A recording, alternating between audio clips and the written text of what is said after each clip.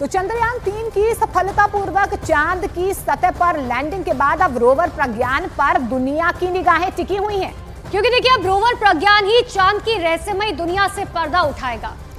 देखिए रोवर प्रज्ञान क्या करेगा, ग्राफिकली हम आपको समझाने की कोशिश करते हैं। ये वो तस्वीरें भी हम आपको ग्राफिकली दिखा रहे हैं कि कैसे लैंडर से रोवर जो है वो सतह पर पहुंचा है। देखिए अब इसका काम क्या होगा, चांद की सतह पर उतरने के बाद रोवर प्रज्ञान क्या करेगा। इसका काम जो है वो वैसे ही शुरू हो गया है, क्योंकि चहलकदमी इसकी चांद पर शुरू हो गई है। देखिए रोवर प्रज्ञान चांद पर 14 दिन तक रिसर्च करेगा और वो सारी जानकारी इसरो को भेजेगा।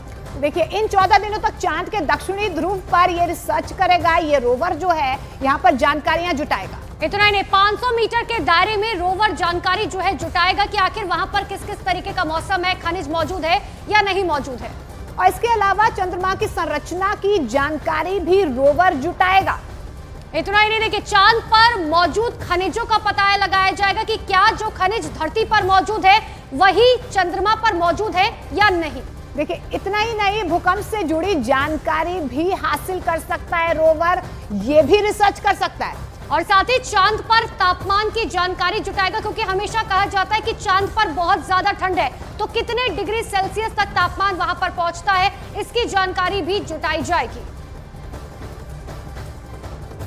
चंद्रयान 3 की इस पूरी योजना को सफलतापूर्वक अंजाम तक पहुंचाने के लिए किस तरीके से ये पूरी प्लानिंग की गई, हम आपको बताते हैं। सबसे पहले चंद्रयान 3 की लॉन्चिंग की तैयारी। 14 जुलाई को श्रीहरिकोटा से चंद्रयान 3 को पृथ्वी की कक्षा से छोड़ा गया और करीब 14 दिन के बाद चंद्रयान 3 का लैंडर विक्रम चांद की सतह पर उतरा। जो तस्वीरें आप देख पा रहे हैं, लैंडर विक्रम से उतरने के 2 से 3 घंटे के बाद ही रोवर प्रज्ञान लैंडर से बाहर निकला और चांद की सतह पर वो चहलकदमी शुरू कर चुका था।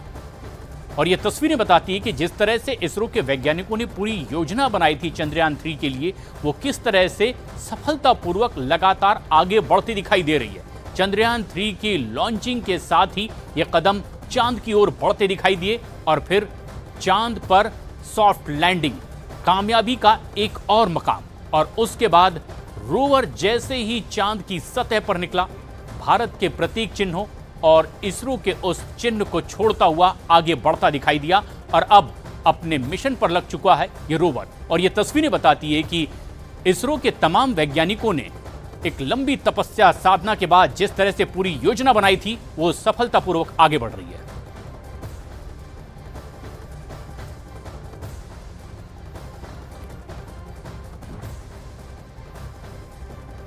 तो चांद पर सॉफ्ट लैंडिंग करके भारत चंद्रमा के साउथ पोल पर पहुंचने वाला पहला देश बन चुका है। 21 अगस्त को रूस के लूना 25 मिशन ने यहां लैंड करने की कोशिश की थी, लेकिन फेल हो गया। देखिए अमेरिका और चीन ने भी चांद पर अंतरिक्ष यान उतारने के लिए एडवांस मिशन भी शुरू किए हैं। इस रेस में स्पेस एक्स जैसी कुछ प्राइवेट कंपनियां भी हैं। आखिर चांद पर ऐसा क्या है कि सब खोजने में लगे हुए हैं। चांद पर पहुंचने की इस रेस के पीछे असली मकसद क्या है, एक रिपोर्ट आपको दिखाते हैं।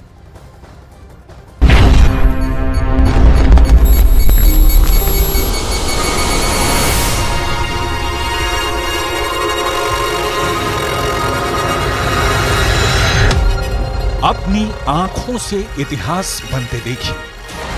लैंडर मॉड्यूल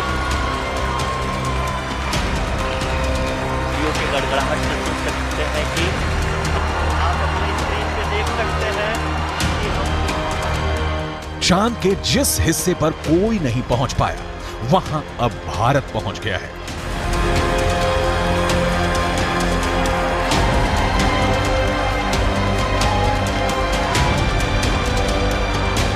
चांद के जिस टुकड़े को अभी तक किसी ने नहीं देखा, उसे इसरो ने दुनिया को साक्षात दिखा दिया है।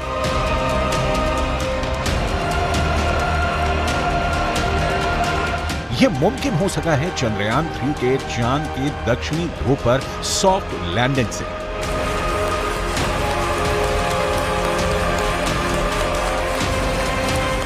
चंदा मामा बहुत दूर के हैं, अब एक दिन वो भी आएगा जब बच्चे कहा करेंगे चंदा मामा बस एक टूर के हैं। अद्भुत,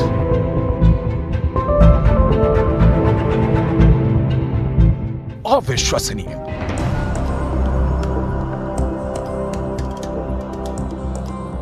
अकल्पनीय।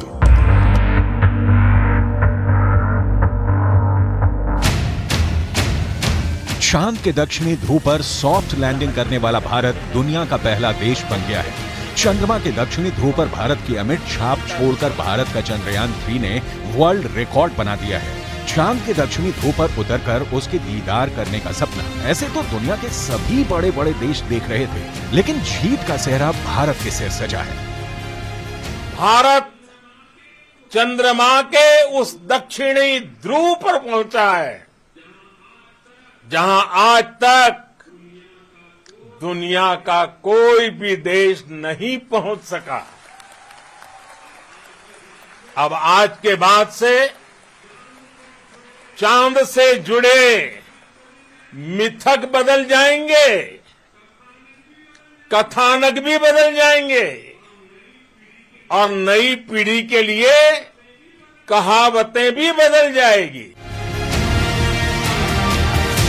इसरो के मिशन कंट्रोल रूम में तालियों की गड़गड़ाहट के बीच चंद्रयान 3 का लैंडर विक्रम चांद के दक्षिणी ध्रुव पर उतर गया है।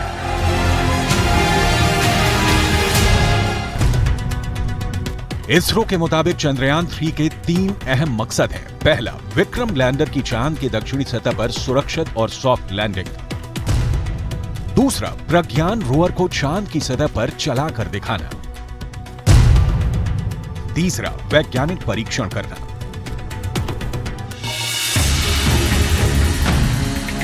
चांद के दक्षिणी ध्रुव की धरती पर दस्तक देना ये एक ऐसा प्रोजेक्ट था जिसे ना तो अमेरिका का नासा पूरा कर सका, ना यूरोपियन यूनियन की स्पेस एजेंसी कर पाई। चीन तो सिर्फ सपना ही देखता रह गया। रूस का सफर आखिरी मुकाम से पहले धड़ाम हो गया, लेकिन भारत का चंद्र मिशन अब विश्व विजयी अभियान बनकर सामने आया है।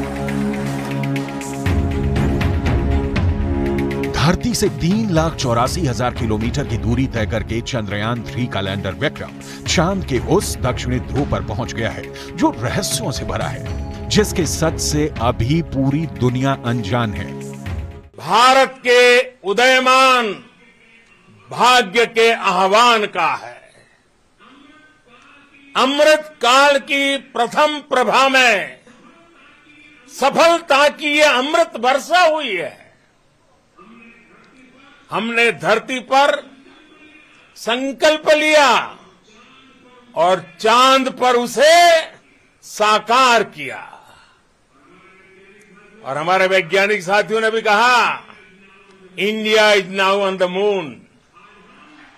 आज हम अंतरिक्ष में नए भारत की नई उड़ान के साक्षी बने हैं। नासा का दावा है कि चांद के दक्षिणी ध्रुव पर बर्फ है। कई तरह के प्राकृतिक संसाधन भी हो सकते हैं, लेकिन दुनिया अब तक हकीकत से वाकिफ नहीं है। लेकिन अब विक्रम लैंडर के साथ गया प्रज्ञान रोवर इसे मुमकिन कर देगा। प्रज्ञान रोवर और विक्रम लैंडर 14 दिनों तक चांद के दक्षिणी ध्रुव के हर रहस्य से पर्दा उठाएंगे। नासा का मानना है कि चांद के दक्षिणी ध्रुव का बड़ा हिस्सा ऐसा है जहां सूरज की किरणें नहीं पड़ती। चांद के इस हिस्से में बड़े बड़े गड्ढे हैं, जिसे अंतरिक्ष विज्ञान की भाषा में क्रेटर कहा जाता है। ज्यादातर गड्ढे ऐसे हैं जहां अरबों साल से अंधेरा है। नासा के मुताबिक गुप्त अंधेरे के बीच यहां बर्फ ही बर्फ जमा हो सकती है। चांद के दक्षिणी ध्रुव पर जमी बर्फ का विश्लेषण अब चंद्रयान 3 के विक्रम लैंडर के साथ गया प्रज्ञान रोवर करने वाला है।